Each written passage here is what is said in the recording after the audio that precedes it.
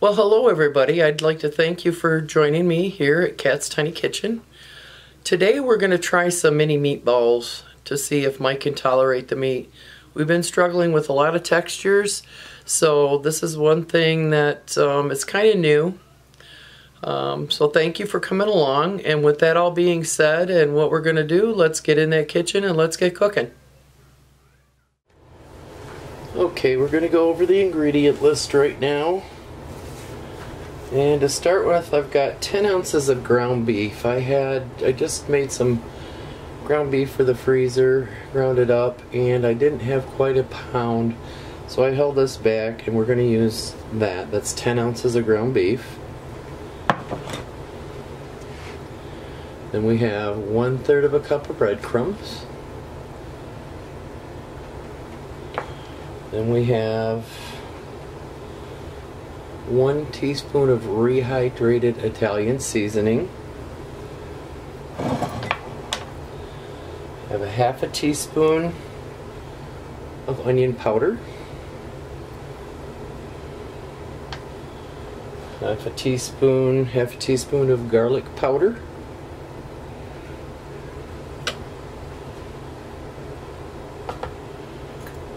A 1/4 teaspoon of garlic salt,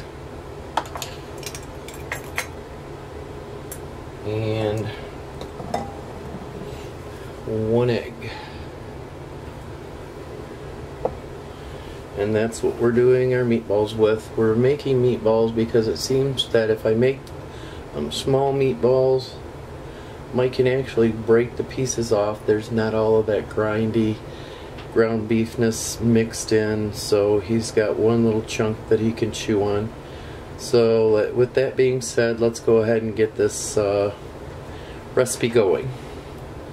So I'm gonna take this meat and add all of my ingredients to it very quickly.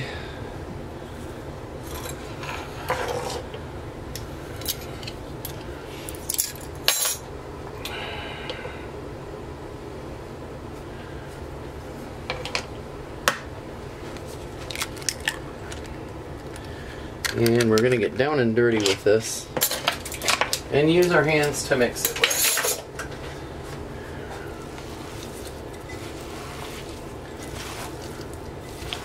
Get this all good and mixed up. And then what we will do is put this in the refrigerator for about half an hour. I'm actually doing this before I start work this morning, so probably gonna get them ready to go at my lunchtime.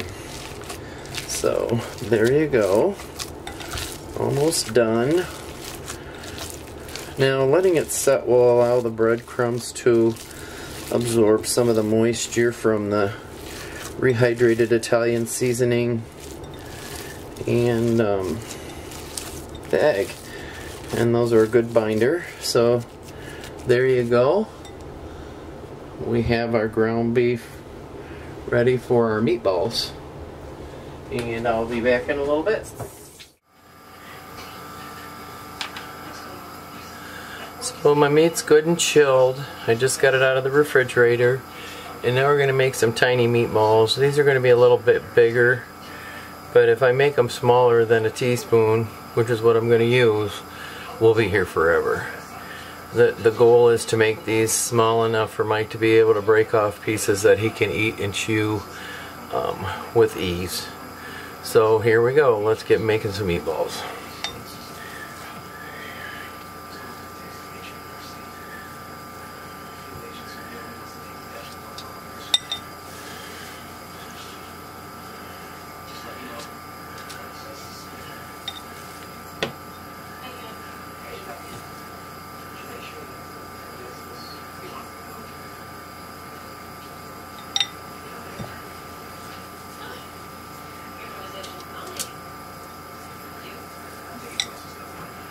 While we're doing this, I also have the oven preheating at 350 degrees, And I will be baking these for about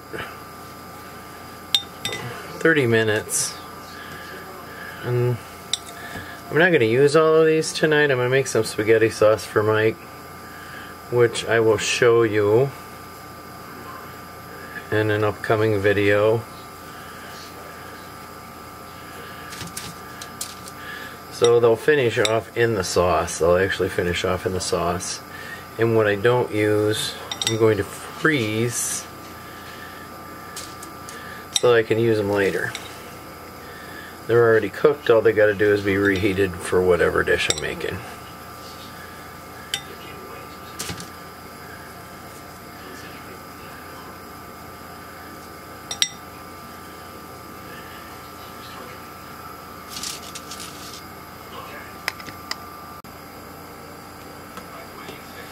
And there you have it. We have a pan full of meatballs that I'm going to throw into the oven. Just a couple of things else that I wanted to share. You can get creative with these meatballs. I actually bought some kielbasa and took the skins off and froze just the inner part, got rid of the casing. Same thing with bratwurst meat. It's already seasoned. All you have to do is throw some breadcrumb and egg in it and make your meatballs. So with that said, we're going to throw this in the oven for about 30 minutes and show you the final product.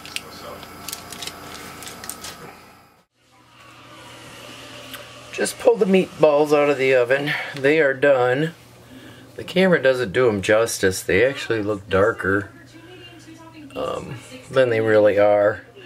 So what I'll do is set some of these aside for our spaghetti sauce, and then what's left over I will throw in the freezer, probably on a tray, let them get frozen, and then I'll throw them in vacuum seal bags, portion them out, and then we'll use them for other things. So I thank you for coming along for the ride, and we'll see you on the next one. Good night, everybody.